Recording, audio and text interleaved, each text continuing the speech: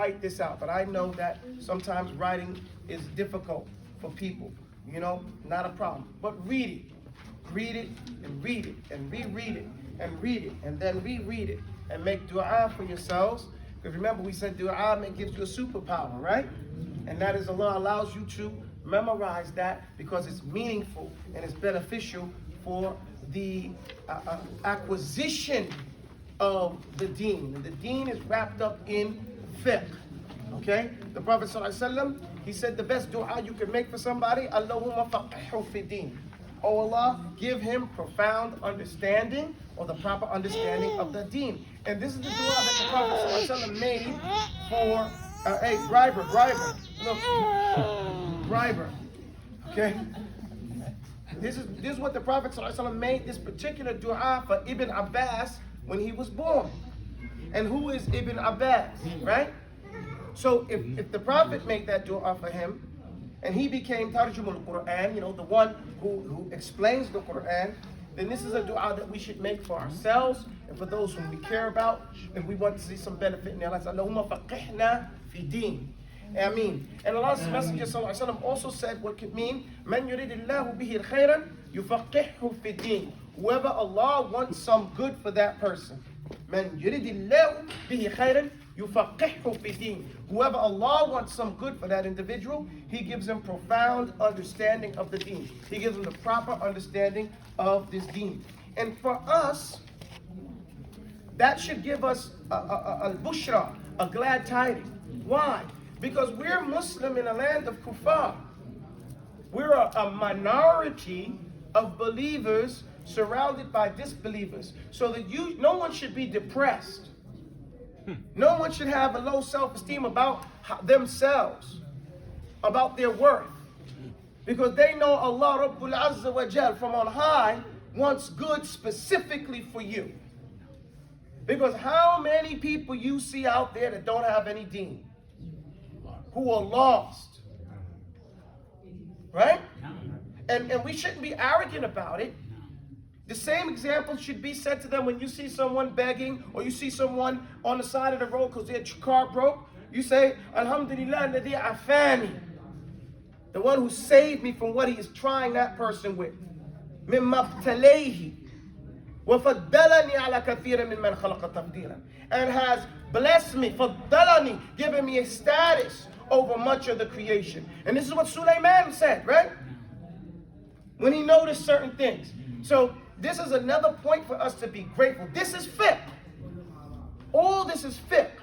Because we started off saying that our mindset, our manners, our conduct intact, the laws of behavior, you finish it. And how we should act. Say it again. Our mindset, our manners, our conduct intact. Say it. Our mindset, our manners, our conduct intact. The laws of behavior and how we should act. The laws of behavior and how we should act. Fiqh. That's what fiqh is. Okay? So, what I want you, this is why the poem is written in the first person. This is why I want you to memorize, because this is our fiqh.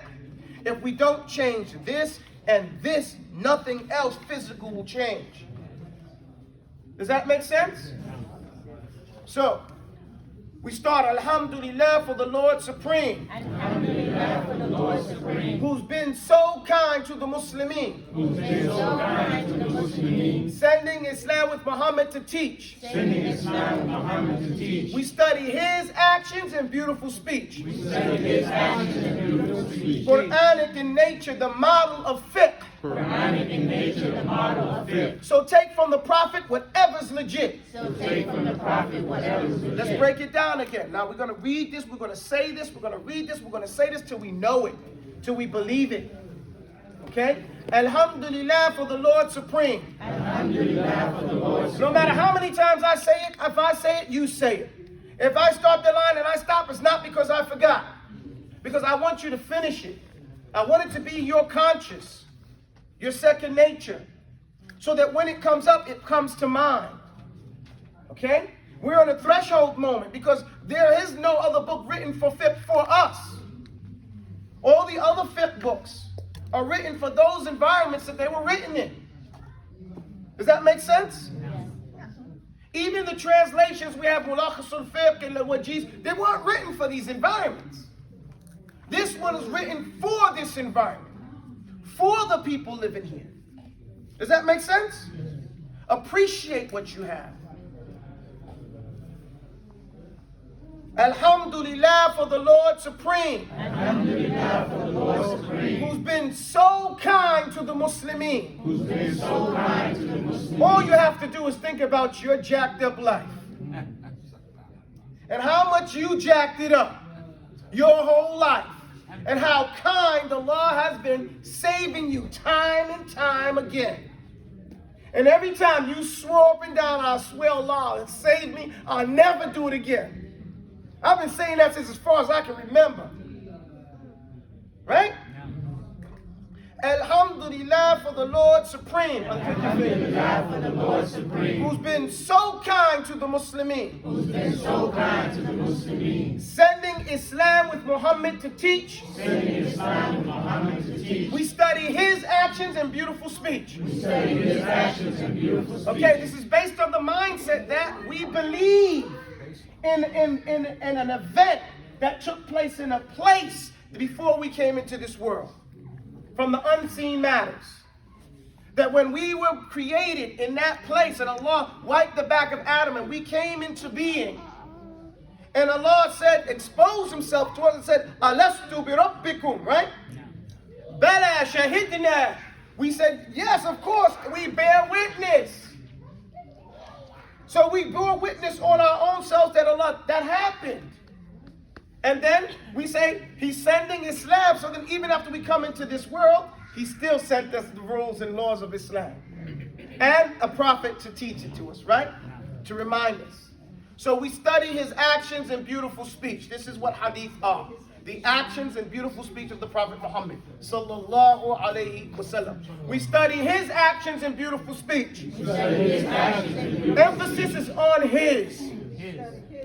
Why is that? Because there's come a time, and Ibn al-Jawziyya and different scholars spoke about it in their time, where people start quoting and following after other people after the Prophet and using them as examples over the Prophet's example.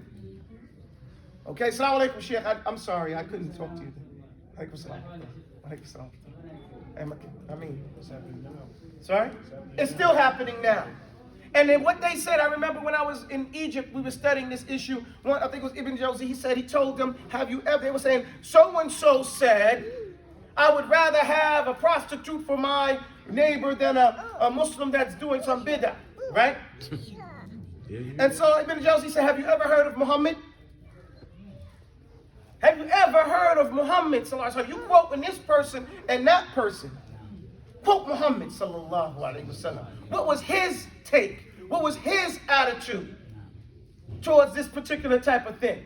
When the man, he said, Bitsal Qawbin, Ibn Qawm. He said, what an evil son of his people he is. But when that person came to his house, Akramahu Rasulullah. And Rasulullah was generous to that person. Aisha said, yo, Ya Rasulullah, I don't understand. You just said what an evil son of his people that person is. Then when he came, you treated him really well. He says, yo, what an evil person that is. He says stuff, he does stuff that the people don't want to come and deal with him. Right? So that was the Prophet's mentality. He wasn't pushing people away. He said, Bashira wa la tunaffira. When he sent those people to Yemen, those two guides to Yemen, he said those two da'iyas to Yemen, he said, give glad tidings, be inclusive, and don't run people away. Just make it easy, and don't make it complicated and difficult. This is the attitude and the fiqh of the Messenger of Allah, sallallahu alaihi wasallam. So we study his actions and beautiful speech, and the only ones that you were stuck to after that are his Sahaba. After that, a man has a choice. You are not bound to anybody after that, not even Al-Bukhari. After that, and I mentioned not even Al-Bukhari as the greatest of the muhaddithin, because Al-Bukhari said that if he didn't make the Al-Fatiha, if he personally didn't make it, he prayed the whole rak'ah over. Well, others said you don't have to because of other different hadith. So if you don't want to take that stance, you're okay. You're not bound to. But you do have to take from the Prophet Muhammad.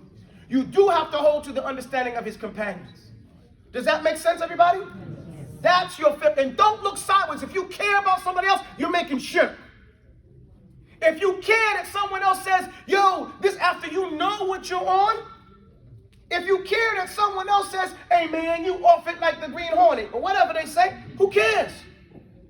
You're not my Lord. You don't know the fullness of my situation. I don't answer up to you. Who do you answer up to? Who are you trying to impress? Then keep it that way. Find someone you trust and ask them your private, personal question. It's not a public forum. No matter what Facebook tells you or encourages you. Your deen is to impress Allah. And if you care about impressing someone else, you are making shirk with Allah. Does that make sense? Now that doesn't mean you just do whatever you want.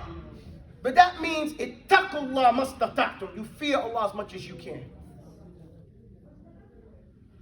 We study his actions and beautiful speech. We study his actions and beautiful speech. Alhamdulillah for the Lord Supreme. Alhamdulillah for the Lord Supreme. Who's been so kind to the Muslimin. Who's been so kind to the Muslimin. Sending Islam with Muhammad to teach. Sending Islam with Muhammad to teach. We study his actions and beautiful speech. We study his actions and beautiful speech. Quranic in nature, the model of fiqh. Quranic in nature, the model of fiqh. So take from the Prophet whatever's legit. So take from the Prophet whatever's legit. Quranic in nature, the model of fiqh.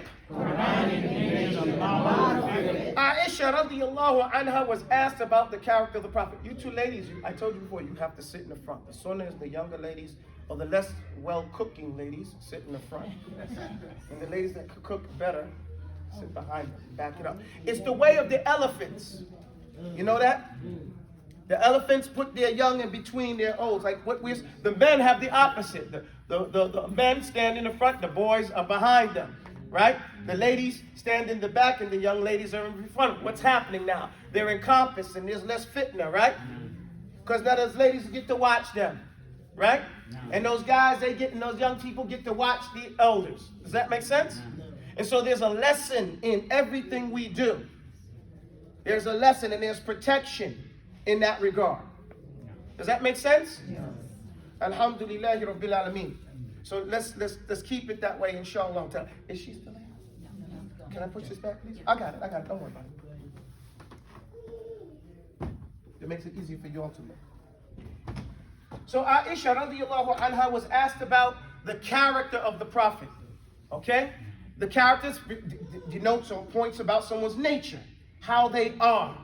Right? And there's a statement Umar said, Man akthara min shay urifa bi. Whoever does something in abundance is known by that thing. Right? Man akthara min shay urifa bi. No matter what. And that's what we call a life law. You can't shake that. No matter if you know it happening or not happening, it is happening. Man akthara min shay urifa bi. Whoever does something in abundance is known by that thing. Okay? And they said one of the most powerful lines of poetry in Jahiliyyah was مَهْمَا تَكُنْ عِنْدَ امْرِئٍ مِّنْ خَلِيقَةٍ وَإِنْ خَالَهَا تُخْفَى عَلَى النَّاسِ تُعْلَمِ. Alhamdulillah. Zuhair ibn Abi Sulma, he said, this is a poem that goes from before the Quran was revealed. But Zuhair ibn Abi Sulma, he's the Sha'ir al-Harb wal-Hikmah. He wrote a lot of poetry on war and wisdom. He said, and they say this is the most truthful line of poetry ever written in Jahiliyyah. وَمَهْمَا تَكُنْ عِنْدَ امْرِئٍ مِّنْ خَلِيقَةٍ. And whatever is in a person from his khaliqa, from his characteristics, وَإِنْ خَالَهَا or ظَنَّهَا, even if he thinks or imagines that it's تُخْفَى عَلَى النَّاسِ, that people don't know it, it's known. They know who he is. They know what he is. He may imagine, they don't know. But the people know. Maybe not all the people, but the people know. What they say, you can true fool some of the people some of the time, and all the people some of the time. But you can't feel all of the people all of the time, right? Because by mixing with people, people notice things about you. Right? Does that make sense? So the Prophet ﷺ's companions came to his wife. Why would they ask his wife? Why don't they just ask Abu Bakr? My Shaykh, he told me, he said that Hussein al-Khadr, Hafidhullah, Shaykh al-Quran, he said, because a person is a certain way in the street, a man, he's talking about a man, There's a certain way outside. Everybody at the masjid loves that, brother. They know him only from a certain way. At business, they see him out like that. But at home, they know him. At home, he's a different individual. Okay? He said that in India, they don't allow the wife to testify on the husband. Because they don't know what she might say, right? Because she knows him in a different way, and they accept that that's going to be, home life. His involvement in insanity don't leave that house, but it's not the same as he is outside the house. And then he said a thing different, but the way he is in his heart is even worse. And nobody sees that. Only Allah knows about that individual.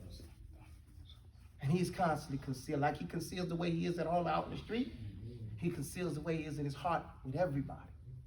And that's this war, that's the struggle that he's in. That's the jihad that he's in constantly with himself, to get himself to conform.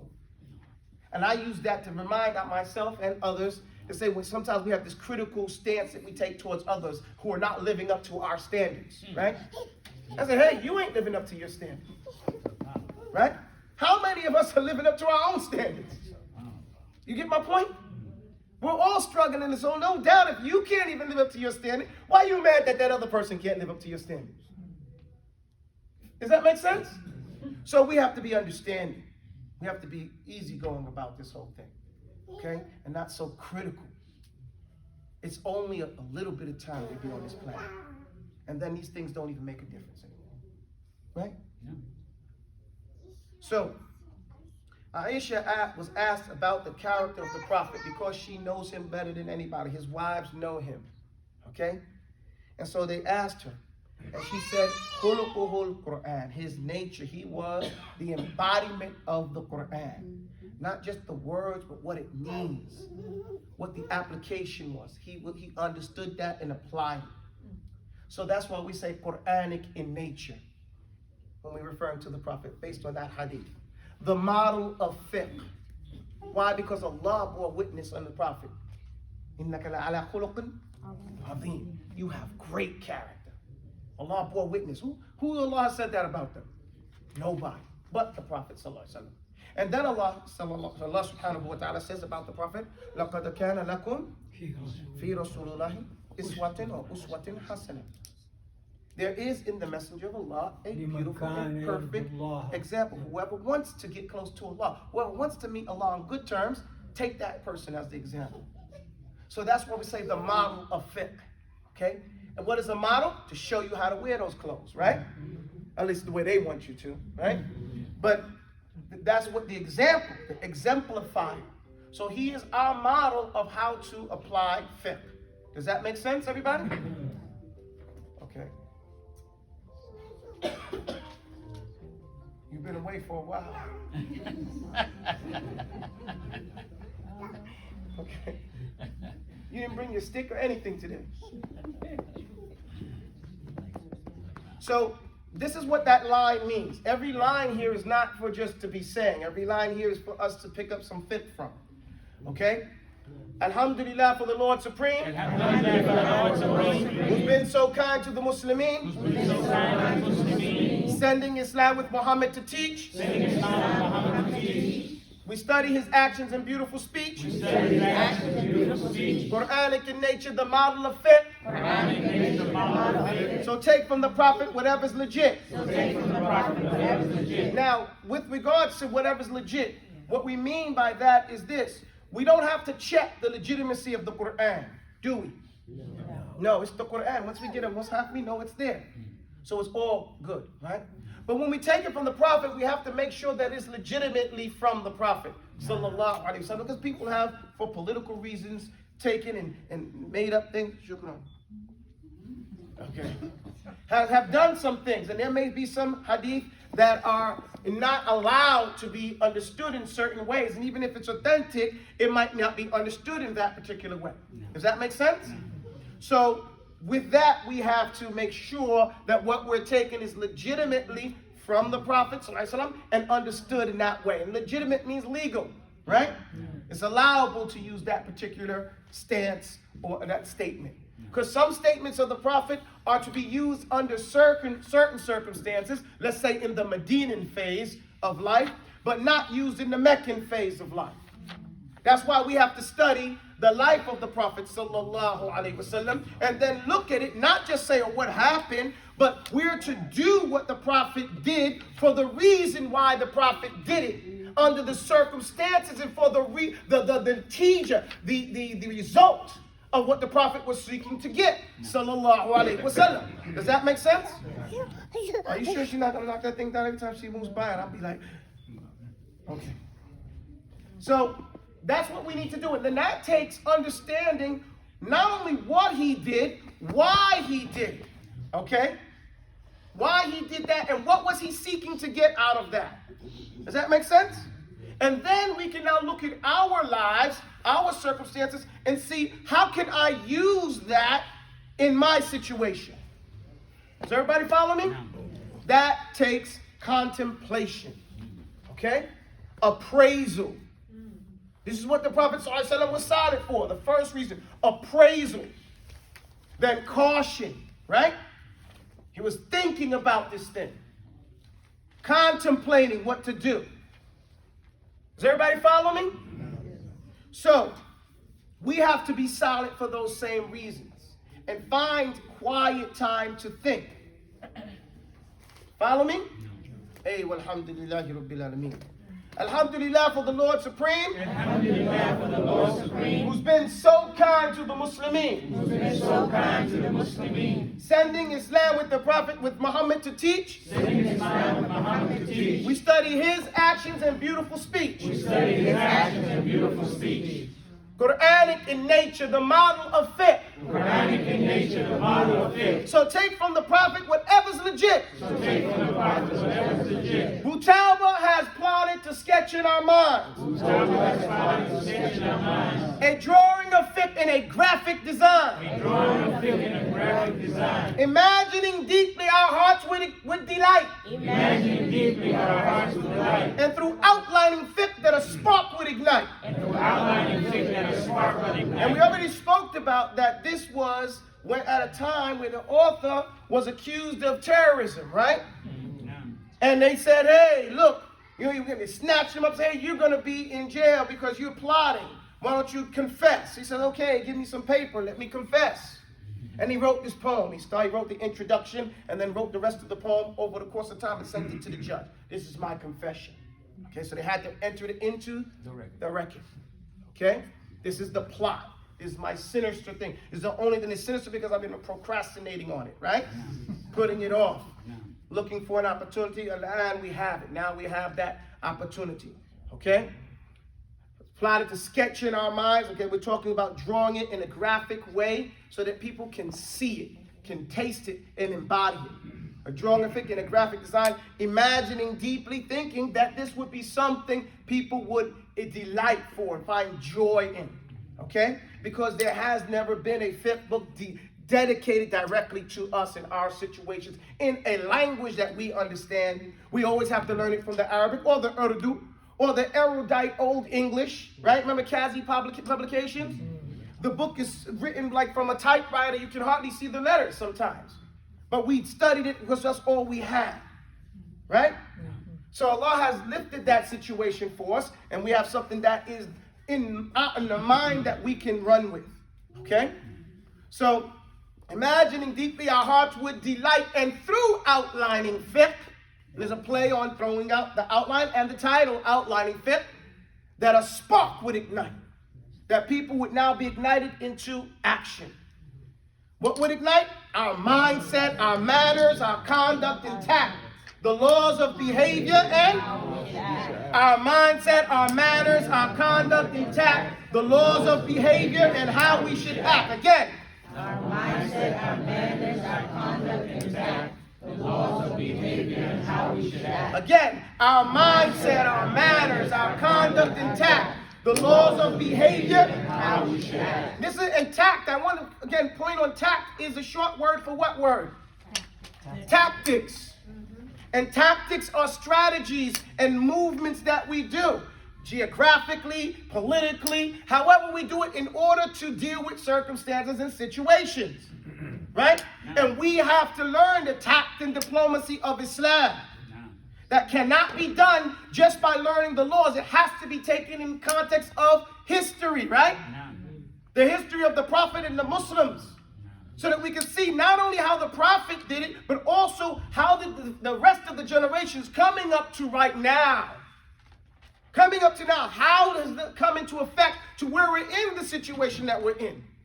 Does that make sense? So this is part of our fiqh.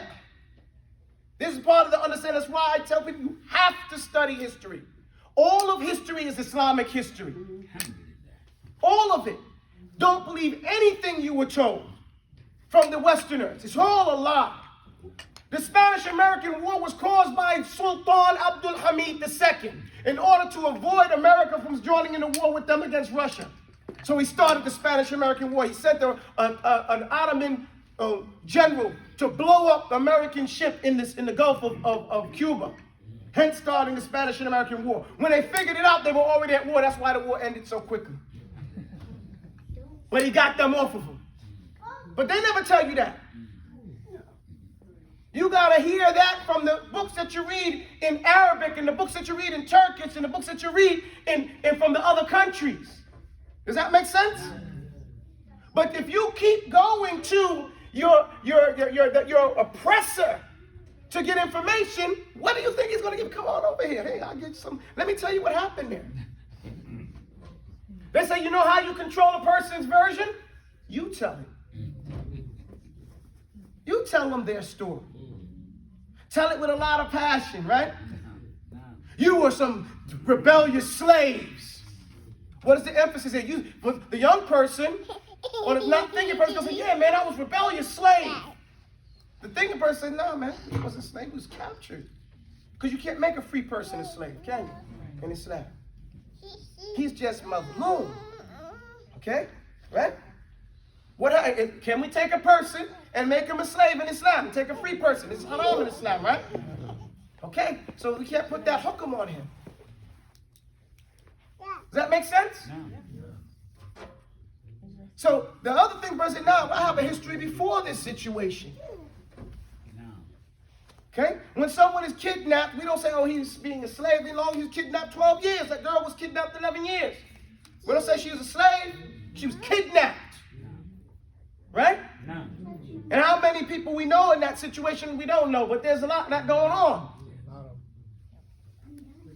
So we have to look at it, because their objective by saying you was a rebellious slave is to get you hooked on saying that you was a slave. Okay? And make that your beginnings. And not think beyond that. Okay?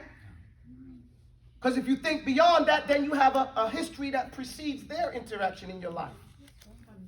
And if you have that, then that slavery period becomes very short in the context of your history. And now it's a strength that you survived that and you're still going. Does that make sense?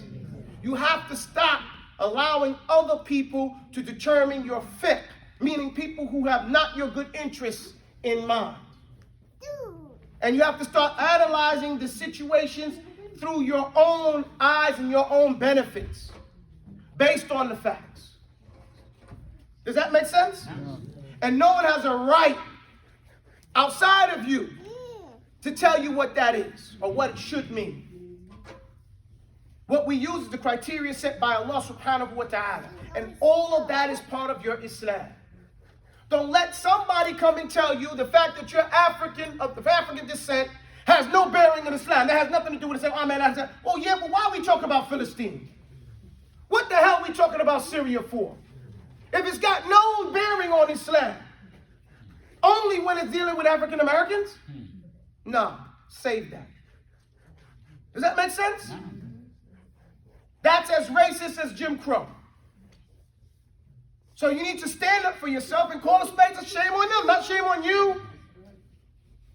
But in your overzealousness to be polite, you don't say anything and you allow someone to humiliate you. That's not being polite. State it the way it should be stated by thinking about what's being said, the objective of the speakers. Does that make sense? So, Taubah has plotted to sketch in our minds. Now he's telling you this why? Why is he telling you this? So you know his intention. Okay? And so you know who the author is. Okay? So you can determine, does the author have the ability to talk about this subject through his experiences and education? Follow me? Okay, so he's telling you, every time a teacher teaches a class, he says today's learning objective is. And he tells you what the learning objective is because he's professing something, right? He said that's why he's called a professor. He's telling you, look, this is what I want, I'm going to prove to you. I'm going to get you to know this. You're going to be able to, by the end of this lesson, know how to do X, Y, Z. Now, at the end of the book, you got to see, did he prove his point? Okay? Did he do that or not? That's the challenge. So I'm throwing down a gauntlet. Boom. Taubah has plotted to sketch in our minds a drawing of Fiqh in a graphic design. Imagining deeply our hearts with delight. And through outlining Fiqh that a spark would ignite. Our mindset, our manners, our conduct intact. The laws of behavior and how we should act. Fiqh is divided in four major parts. And he jumps right into it. Okay?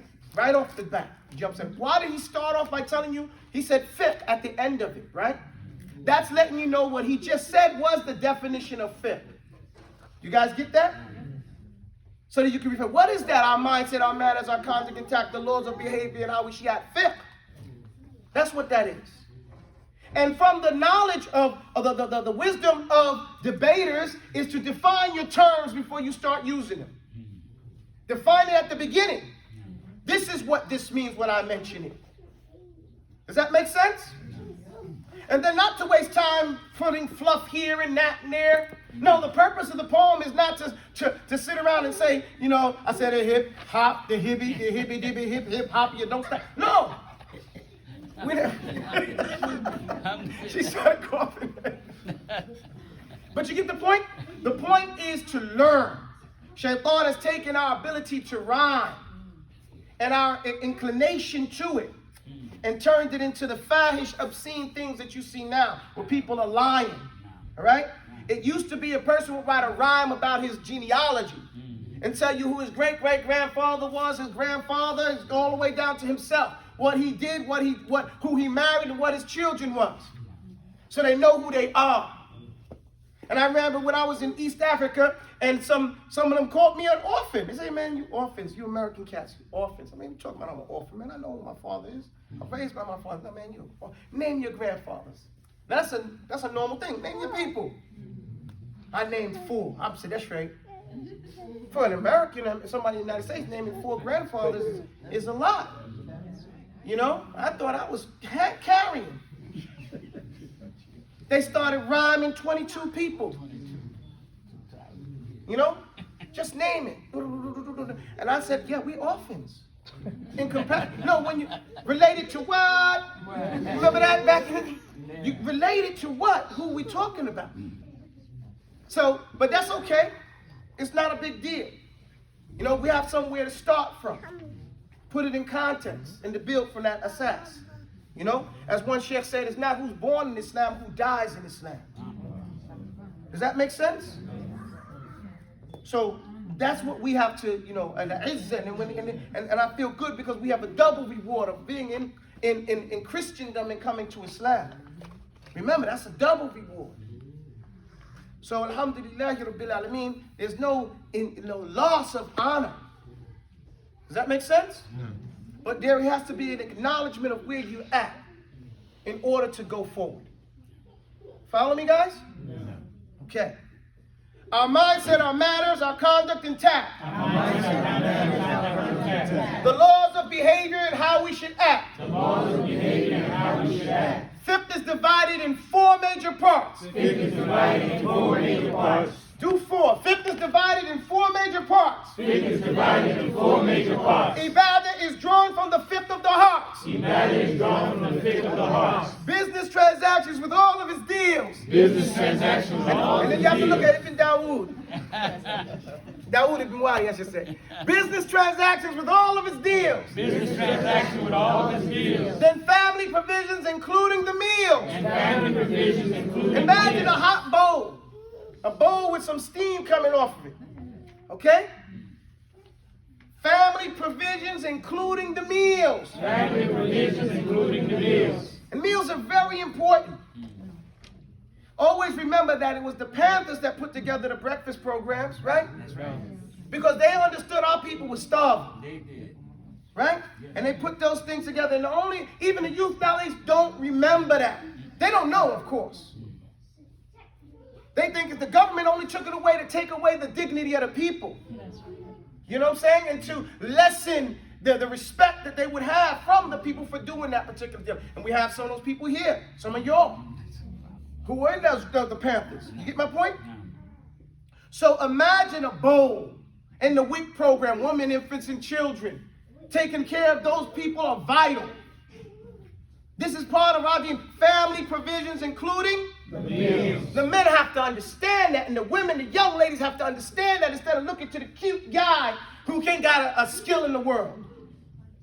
Right? Because can he take care of the family provisions, including the meals? Legal procedures, offenses of law. That's one topic. Legal procedures, offenses of law. Because in that section, we deal with not just offenses of law. That's the hudud. That's capital punishment. What we're talking about there. Criminal law. Does that make sense? Legal procedures are not capital law. It's just the procedures itself. Okay? Do you know the rules of the court? Do you know what a shahid is? Do you know what muqir, someone who's aqrar ala nafsi, he's confessing? You get my point? Do you know the rules regarding these particular things? What are the things that you do when diya is pursued? You get my point? So these are things that we should know. When we talk about Bani Israel, they knew those things. They knew their laws and their rules. We have to get to the position where we know ours. Because ours is the best sharia. Okay? Legal procedures, offenses of law. Legal procedures, offenses of law. That under these titles make everything fall. And under these titles make everything fall. Now see that. That's what we want to see. Use your imaginative mind to say fiqh is divided in 4 major parts. Fiqh is divided in 4 major parts. Ibadah is drawn from the fiqh of the heart. Ibadah is drawn from the fiqh of the heart. Business transactions with all of its deals. Business transaction with all of its deals. Then family provisions, including the meals. And family provisions, including the meals. Legal procedures, offenses of law. Legal procedures, offenses of law. That under these titles make everything fall. And under these titles make everything fall. Put under ibadah the worshiping laws. Put under ibadah the worshiping law. And the actions that stem from the slave to his Lord. The actions that stem from the slave to his Lord. Aqidah, tahara, preceding salah. Aqidah, tahara, preceding salah. And janazas for all when the rich pay zakat. And janazas for all when the rich pay zakat. Siyam, i'tikaf if you're spending the night. Siyam, i'tikaf if you're spending the night. And a hajj for whoever can pay for the flight. And a hajj for whoever can pay for the flight. So now, we're here. We got that whole section knocked out. Right? Bam, bam. If we got that, we just got a little bit left to do, just for the introduction. Now it may sound like, well, I didn't get all that, Abu Talib, but it's English, right? It's easier. It's easy. We'll get it, inshallah ta'ala. We'll get it, inshallah. Remember, make dua, and then it becomes a superpower. Ittaqillah wa yu'allimukumullah. Fear Allah, be conscious of Allah, and Allah will teach you. So ask Allah, and Allah will give you. Recite it over again. So now we have put under ibadah the word. We don't have to define ibadah right now. But we define it through the poem. It's what is ibadah? Say the worshiping laws. The worshiping laws. Put under ibadah the worshiping laws. Under ibadah the worshiping laws. In the actions that stem from the slave to his Lord. In actions that stem from the slave to his Lord. You get that point? That's what it is. What is the worshiping laws? Actions that stem from us, that begin with us, and we hope, and we're a slave, and that's a blessed title, and we want that action to get us closer to our Lord, right? We want that action to raise up to Allah, right? and يُقَرِّبُنَا إِلَى اللَّهِ زُلْفَى, and bring us closer to Allah. Allah says, first, wasjud waqtarib, right? Make sajda and get closer. Do that sajda, right? So that's what our worshiping laws. And then you just go through the aqidah, tahara, proceedings, salah, ibadah, janazah for all when the rich pays zakat, siyam, i'tikaf for spending the night, and a hajj for whoever can. Please review just up to that part. Just up to that. If you can get up to that part right there, that is a lot done. Okay, guys?